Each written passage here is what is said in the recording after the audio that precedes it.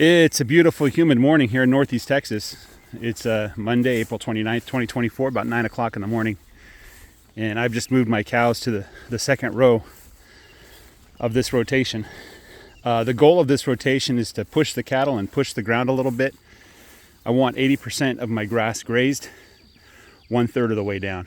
So I want them to basically take a bite of 80% of the grass and not go back for a second helping, right? So I'm going to put a little more pressure on the ground here. I'm going to tighten up the rope a little bit if I need to, and I'm going to loosen it up a little bit as I need to. So a commentator made a comment about cruise control. The idea is that when you're going uphill, you have to put a little more gas in the engine. And when you're going downhill, you have to take a little gas off the engine. And so in this case, if there's a little less grass, I'm going to give them more space. And if there's a little more grass, I'm going to give them a little less space. Again, the goal is to get 80% of the grass grazed, 1/3 of the way down. Okay? So in order to do that, I had to figure out how much they're eating and how much grass I have. I'm still an amateur at this. So I gave them this first row. I started at the pin there in the eastern corner, moving all the way here to the west. I think they overgrazed a little bit. So I kind of pushed them a little harder than I needed to. But that kind of gave me a kind of a rule or an idea of how much grass they're going to graze, right? So what I did is I took a mental picture of how much grass there was. I kind of watched as they grazed. I was there every morning and evening pretty much. And I kind of saw what happened to the grass as they grazed it, right? And then at some point I said, okay, that's enough, right? Or at least I think that's enough. And then I pushed them a little bit harder. I just left them here a little longer than I wanted to. I was going to move them Sunday evening. But I'm like, you know, I want to see what they do next, right? And so this row was about 214 feet wide in the north-south direction.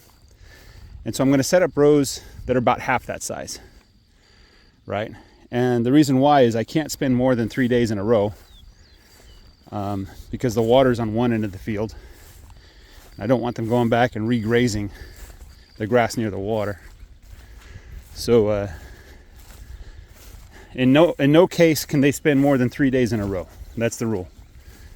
And what I'm going to do is set up crosswires. You can kind of see the crosswire in the background there, and vary how wide these sections are. So if I give them 2 sections, 2 little posts, that'll be a 3.5 day schedule, right?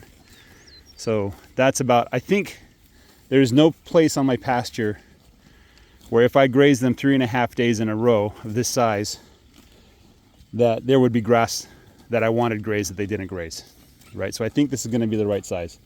So I'll be moving them randomly. It seems I'll move them twice a day still, but I'll be moving them to random sizes, and so they'll be going to rows on different days, and I'll keep track of it that way. So yeah, I'm pretty excited about this rotation. There's a YouTube thumbnail, a video thumbnail I saw where the guy does rotational grazing, and he said before and after. And his before picture was December, and his after picture was the middle of April. And I was kind of like, oh, that's dishonest. That really is dishonest. Rotational grazing in the spring is easy. It really is. The hardest part is walking through all that grass, getting your pants wet on the morning dew. And, you know, the hardest part is watching the cows eat grass, you know. So it really isn't that difficult. The hard part is, what do you do when it's not spring? Ideally, you graze them every day of the year. But in order to do that, you have to figure out how to make the grass survive through the winter in such a state that the cows can eat it and get the nutrition they need. Now, in Northeast Texas, that's impossible, right? If you're in central Missouri like Greg Judy, he has the Kentucky 31 fescue, and he has cows that are adapted to grazing that, and he has clovers and things in his pasture. So he could stockpile through the winter the fescue. I cannot stockpile ryegrass through the winter. There's nothing that grows here that I can stockpile through the winter. I do not grow fescue. Some people have tried growing fescue and it just dies because the summer heat is just too much for it, right? Maybe it's possible if I keep the grass long that the fescue can survive, but then it's competing with the Bermuda grass, which Bermuda grass is just notorious for being hyper aggressive and crowding out basically everything else. The one guy I know I talked with at length last year in the springtime, and he grows Bermuda grass 4 feet tall, right? So he's very expert at grazing Bermuda grass. And he said that he's tried to get ryegrass to grow, but the problem is when the Bermuda grass is strong, the spring grasses will not grow. The Bermuda grass doesn't leave any room for him. So he's just consigned himself to grazing 6 months out of the year on Bermuda grass, and then haying and feeding or whatever needs to be done for the rest of the year. Okay. So anyway, that's kind of the conundrum here in this part of the country. That's why we can't graze through the winter. So pretty much it's guaranteed I'm going to have to get hay. If I can figure out some way to not get hay, I would love to figure that out. But I'm going to get hay. Hay is cheap. It's abundant. We are in the middle of one of the most productive areas in the world for producing hay, right? And I expect this year's hay crop to just be fantastic and wonderful. I think last year a lot of people stockpiled hay, and so hay prices were still high despite the abundance of hay. But I think this year people are just going to buy what they need. They're going to basically rotate their stockpile out, and they're just going to buy what they need. So I expect hay prices to be pretty decent. That said, diesel prices are high. Maintenance prices are high. Parts prices are high. So the hay producers do need to charge more for their product. Otherwise, they're going to go out of business, right? So I do plan on getting more hay than I possibly could use. I got 60 bales last year. I'll get 80 bales this year. And I'm going to kind of pull the trigger quicker for rolling out the hay. Once I feel like there's not quite enough grass, I'm going to start rolling out hay. So that's probably mid-autumn, maybe early summer, late summer. And then we're going to roll out hay and probably even keep them on confined ground or minimal rotating, like rotating through a sacrificial part of the pasture through the winter, and then turning them out on pasture in the middle of April. So this year I turned them out in early March. Next year I'm going to target the middle of April. I think it's just better to have calves born with the grass looking like this than with the early grass and everybody has the runs and you don't want to stand behind the cows for fear of getting a shower. Not the right kind of shower. Anyway, so that's kind of the plan there with the grass. So the trick is not how do you graze in the spring when there's plenty of grass. The trick is how do you basically schedule and everything like that. Now the beautiful thing about this situation that I'm in right now is, according to my math, now the grass here in this northern part is pretty decent and the first row is really good. As I go down south towards the midline, it's pretty decent, but once I cross that midline, the grass is pretty pathetic. Okay, so my southern half of my pasture, the southern 30 acres, aren't that great. Now along the fence line, it's pretty good, but that's probably 2 rows, maybe 3 rows.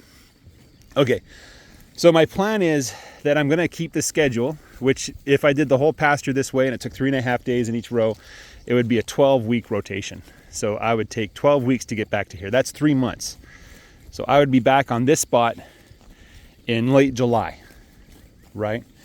But the plan is I'm gonna rotate, and then when I see that this first row has regrown, when the grass is up to my knees, then I'm gonna bring them back, right? And so that entire southern half of my pasture, maybe even the southern 2/3, depending on how well the grass grows, I expect it to recover quickly. Maybe in 3 weeks, I'll say it's time to come back to the beginning. So that entire southern part of my field is gonna get a long rest. And late May, early June, that's when it really starts to heat up. That's when we get temperatures in the 90s. That's when the soil starts to dry out if you haven't really kept your ground covered. I expect in late May, early June, that all of this ryegrass is going to decide they don't like green anymore. They'd rather be brown, okay? And at that point, when that starts to happen, then I have a gap where I'm waiting for the summer grass to come up. And the summer grass has to compete with the remnants of the spring grass. So where the spring grass was good, the summer grass is not going to be very happy about that. And until the summer grass gets into really full, growth, I can't graze it, right? So if I have like a brown field full of ryegrass and a little bit of summer grass at the bottom, and the cows go to graze that pasture and they say, you know what, this summer grass looks pretty tasty, And so they graze that 1 or 2 inches of summer grass down to the ground. And they leave the brown grass alone. Well, that's just bad. It's going to take that summer grass 2 or 3 months to recover to the point where I feel comfortable grazing it. So there's going to be a period of time where I'm going to say I don't want to put cows on any pasture. I just want to take them and put them in my cupboard for a while, or maybe put them in the freezer and then thaw them out in a couple weeks when the summer grass is ready, right? And so hopefully we will have plenty of grass, maybe in the southern half, maybe in the northern half. I don't know where it's going to be. But the idea is that if we have plenty of ryegrass, that'll keep them distracted for a while. Enough time for the summer grass to grow. Worst case scenario, if I completely miscalculate, or my inability to do basic grazing math exhibits itself, then I have my neighbor's back 20 as kind of a backstop, which you can't see it from here. I can barely see it. But last time I checked, the grass there was up to my waist. So there should be plenty of good stockpile there. One other thing I would like to do, but it's pretty much impossible, is ideally when the summer grass starts to grow, or right before it starts to grow, you put your cows in an even denser formation so they trample and kill the spring grass. Not really kill it, but just tell it to go to sleep and get out of the way. And the issue with that is I just don't have enough cows. And even if I did have enough cows, the problem is it'll take too long to completely graze that much area down that far, right? So I'm not going to be able to do that except in select areas. Maybe I'll pick an area and say this will be my test bed. I'm going to see if we can get the grass down here. So this was, they came here on the farm on Tuesday. I think I moved them twice or 3 times, maybe 4 times. And then I said, I don't want them back grazing. So I put up this fence, this cross wire there to keep them from going back, and I moved the water and everything. Oh, also the cows attacked the hay. So it was just one bale though. I think they were just, tired of eating grass or something. So anyway, that's kind of the plan for the next couple weeks. Late May, early June, so about 4 weeks from now. I'm going to be talking about how hot it is. I'm going to be saying, oh man, my spring grass is dying. And I'm going to be going like, oh look, there's new summer grass growing. Okay. And then I'm going to be worried about the cows overgrazing the summer grass. So things are going to change very quickly. The seasons here in Northeast Texas, you blink and it's gone. Winter comes and goes really fast. Spring comes and goes really fast. Summer sticks around longer than you want it to. It shows up early and it leaves late. And autumn is really brief too. So this is all temporary. This beautiful looking pasture with fantastic grass. Come back in 3 weeks, it's not going to look like this. It's going to look brown. Come back in 4 and 5 weeks, you won't even know that there was ryegrass here. That's the way it works around here. So anyway, I'm anticipating that. I'm getting ready for it, and looking forward to this rotation. So anyway, guys, have a great day. Take care. Bye-bye.